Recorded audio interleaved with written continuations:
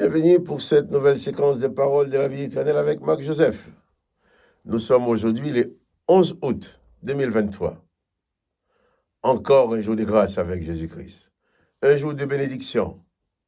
Un jour que nous allons vivre, que tu vas vivre, avec la présence de Jésus-Christ qui dit « Je suis avec toi tous les jours, jusqu'à la fin du monde ». Donc le monde est encore là. Regarde autour de toi. Si tu vois que le monde est là, dis-toi que Jésus-Christ est avec toi. Et quand le monde ne sera plus, il ne sera plus avec toi. Mais toi, tu seras avec lui dans son royaume. Il a dit, je m'en vais te préparer une place. Que le nom de Jésus-Christ soit béni. Souviens-toi, n'oublie pas que Jésus-Christ est avec toi. N'oublie pas qu'aujourd'hui, c'est pour toi un jour de grâce, un jour de bénédiction. Ce n'est pas un jour de malheur. Ce n'est pas un jour de terreur. Ce n'est pas un jour de panique. Ce n'est pas un jour de peur. C'est un jour de grâce, de bénédiction, un jour de paix, car Jésus-Christ est avec toi. Et quand Jésus-Christ est avec toi, il est présent dans toute la plénitude de sa grâce et de sa paix. Donc rassure-toi, Jésus-Christ est là, pas de panique, élève ton âme vers lui et avance. Car Jésus a dit que même quand tu auras des tribulations dans ce monde, tu dois prendre courage. Car lui, il a vaincu pour toi et il est avec toi. Nous allons continuer la lecture de l'évangile de Marc, chapitre 12. Là, il s'agit de Jésus qui parle face aux pharisiens, aux religieux de son époque.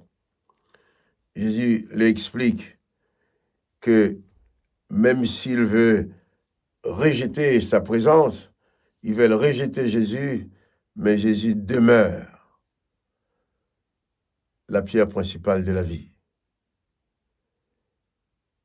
Et ils cherchèrent 12, Marc 12, ils cherchaient à se saisir de Jésus, mais ils craignaient la foule.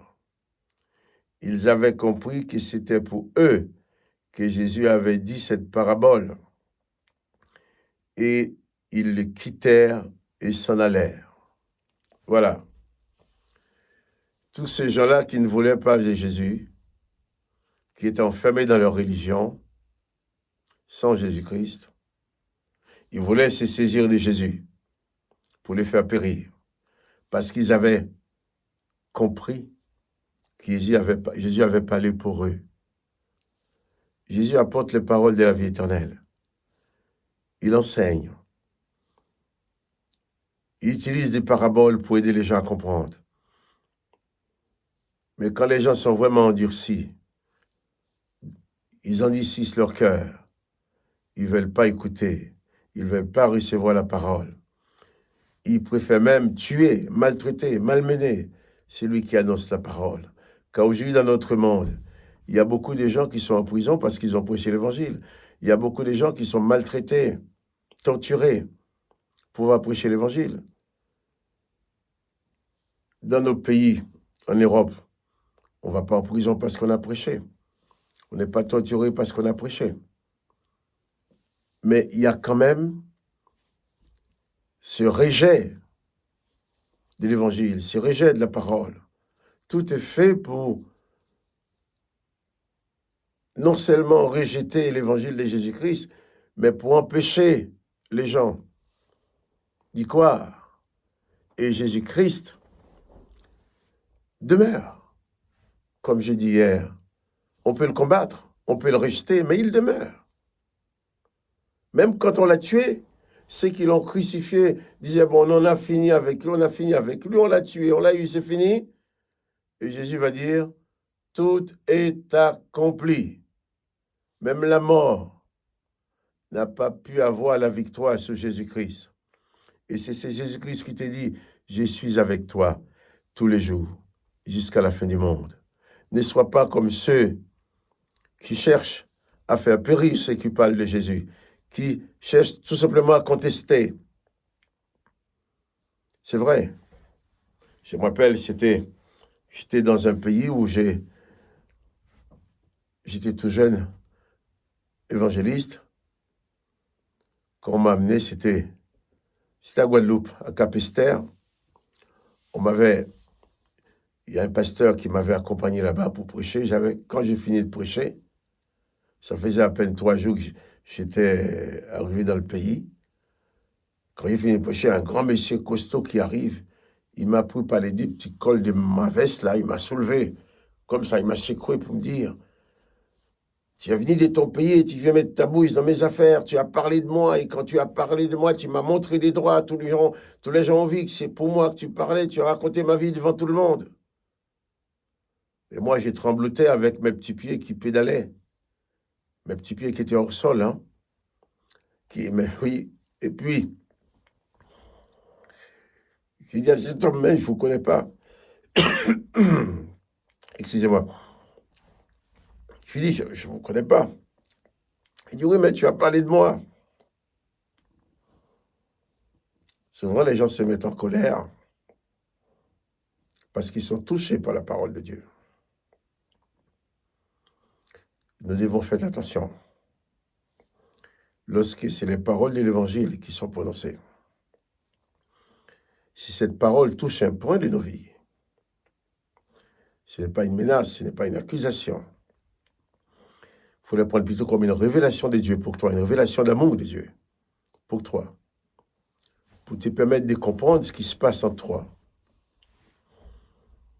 pour te permettre de changer certains comportements, pour te permettre de te rapprocher plus proche, le plus proche possible de Jésus-Christ, c'est lui qui te donne la vie éternelle.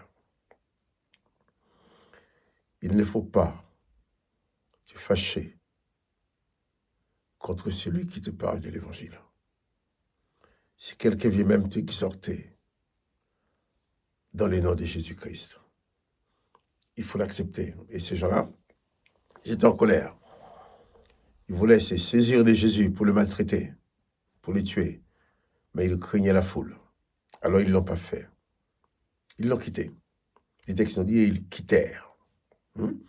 Ils avaient compris que c'était pour eux que Jésus avait dit cette parabole. Et ils le quittèrent et s'en allèrent. Je t'invite à ne pas faire comme ces personnes qui ont quitté Jésus. Jésus te dit qu'il est avec toi tous les jours jusqu'à la fin du monde. Mais toi, ne les quitte pas. Si tu les quittes, tu as personne, tu ne trouveras jamais quelqu'un comme lui. Tu peux chercher partout. Chercher partout dans le monde. Tu ne trouveras pas quelqu'un comme Jésus. Quelqu'un qui, comme Jésus, sait aimer, sait pardonner. Quelqu'un qui va jusqu'à se laisser tuer pour avoir apporté les paroles de la vie. Quelqu'un qui a le pouvoir de te libérer de l'emprise des puissances démoniaques qui te maltraitent. Tu peux chercher, tu ne trouveras jamais un comme Jésus. Tu ne trouveras aucun. Il est le seul. Que son nom soit béni. Donc, il ne faut pas faire comme ces gens qui sont en colère, ne pouvant pas saisir Jésus tout de suite pour les tuer. Ils les quittèrent, ils sont partis. Mais toi, reste attaché à Jésus. Car Jésus-Christ s'est dit qu'il est avec toi tous les jours jusqu'à la fin du monde. Tous les jours jusqu'à la fin du monde. Je suis avec toi, dit Jésus. Et quand il est avec toi, tu peux être rassuré. Car il a en lui la toute-puissance du Père. En sorte que tout devient possible pour lui. Que le nom de Jésus soit béni. Que toi aussi tu sois béni. Mais souviens-toi, n'oublie pas que Jésus-Christ est avec toi. Pas de panique. Que le nom de Jésus-Christ soit béni. Que toi aussi tu sois béni. Quant à moi, Marc-Joseph, je te montre mon doigt pour liker, un petit coup de pouce, pour liker, dis que tu aimes la vidéo. Et je te dis à demain pour une nouvelle séquence de paroles de la vie éternelle.